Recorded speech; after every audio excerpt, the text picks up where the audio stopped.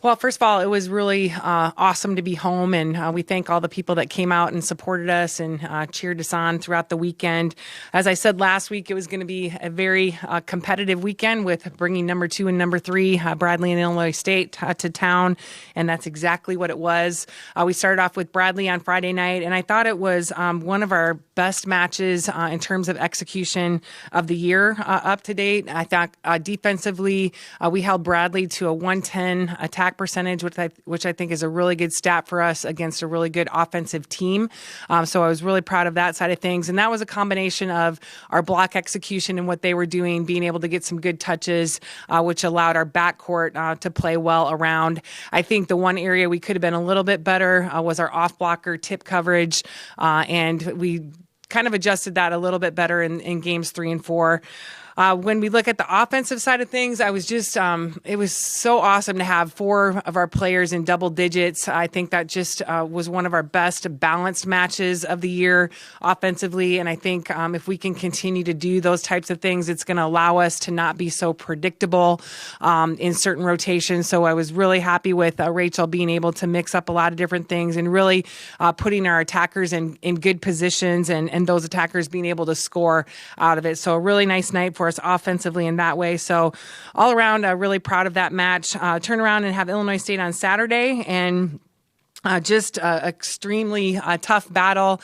I would say that I think Leah would agree, their coach. I think there was some moments of some really high-level volleyball throughout that match. And then I thought both teams had some moments where we probably didn't execute at a real high level. So it was a kind of an up-and-down match for both of us. And I hope she would agree with that, kind of speaking for her. But I think that there were things that we could have done better. I thought Illinois State did a really good job defensively in terms of getting good touches on the block, digging a lot of balls. And I think some of those were attacks that our players went in and really hit the ball hard or really had a good shot, and they made some great play. And I think that forced us into then becoming a little bit impatient with what we were doing, which then turned into a few more errors. And then after the errors, I thought we got a little bit less aggressive with what we were doing. So it kind of was a snowball effect throughout the match because of the defensive effort that Illinois State was putting forth. Definitely thought we got out played on the defensive side of things, which I don't like saying that, and that's an area that our team doesn't really like to admit that too much either. But I was really proud to be able, the 5th set, we started off a little bit slow. We were able to come back in that 5th set and ended up losing a heartbreaker. I think it was 19-17 maybe in the 5th. And I give Illinois State a lot of credit. They just came off of 2 5th set losses. So it was good on their part that they were able to do that. It's tough because it was a home match. We talk a lot about this crazy conference race and being able to protect our home court. And I know our kids are feeling awful about not being able to do that. And I think that there were several of them that right after the match, they're like, I wish we played Drake tomorrow. Just had an opportunity to get back on the court and play again. So it is good. We have the opportunity to be back at home this weekend and be on our home court and work really hard to protect it. But it's going to take a lot of work. Drake, to me, is a very dangerous team. They've been missing one of their top kill getter for probably the last, I think it's been 3 weeks.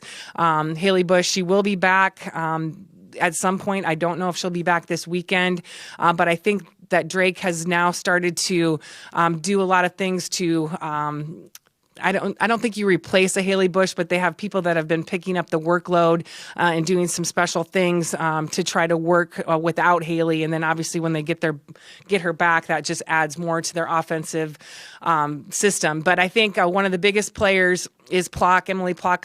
She's usually a right side for them. She's been playing both on the right and left since Haley's been out. I think it was like 88 and 50 attempts on the weekend. She had career high kills, just really doing a nice job. She's a lefty, so especially when she's on the left side of the court attacking, she's very difficult to defend. So really look for somebody that we're going to have to key on. She's playing in the back row, which is not something she normally does. So she's getting a lot of attacks out of the back row as well. So she's really stepped up her part of the game and has picked up a lot of that workload that Haley had. And then I look at them as very balanced after that. So they have a lot of people that can do a lot of different things. Kylie Mackey, to me, is one of the best liberos in the conference. I think Drake is one of the best blocking teams in the conference. So a lot of things that will work this week to prepare for with Drake. And obviously, always with that interstate match, we always have a really good match with Drake, really competitive battle. So we're looking forward to being at home and defending our home court. Any questions?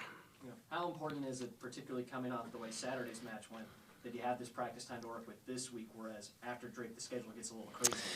Yeah, we're really looking forward to this week, just having that opportunity. I think, today we're just completely focusing on skill work because it's been a long time since we've just taken, individual attacking and individual blocking, individual defense, and just been able to focus in on doing some things a little bit better. So we're taking that time today to just do that. We also will probably keep a few players out just because of the long weekend, a 4-match and a 5-match. It was pretty grueling this weekend, so we'll keep some of our starters out.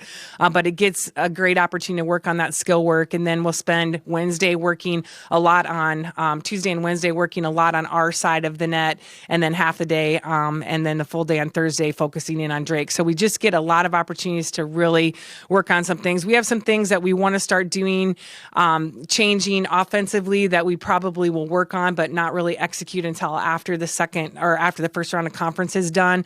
But it gives us an opportunity to at least try it a little bit to see if it's something that we really are going to want to focus on once we get through the first round.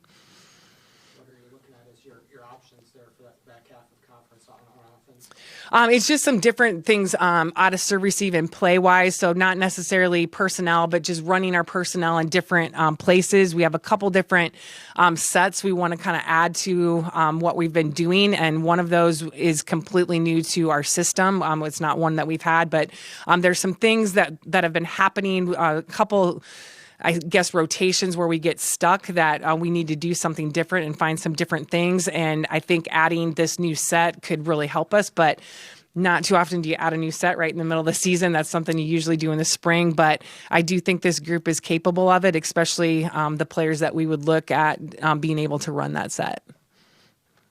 It is a one-match weekend, but then you travel probably Sunday to Chicago for league leader Loyola. How do you factor that into your prep this week, knowing you've got them on Monday? Yeah, I think so what we will do is we'll obviously be watching some of Loyola this week as well as coaches, not anything with the players. And what we usually do when we have a 2-match week is we'll work on things that second opponent will do, but not really talk about that fact that that's what the second opponent does. So we will do a little bit of that with Loyola, focusing in on some of the things that we feel we're going to have to be prepared for in playing Loyola, but we won't talk about that at all. Because like you said, our practice on Sunday that we'll have before we travel to Loyola will not be a tough practice. And so it's not really an opportunity to really work on some of those things. So we'll handle it kind of like a two-match week. All right. Thank you.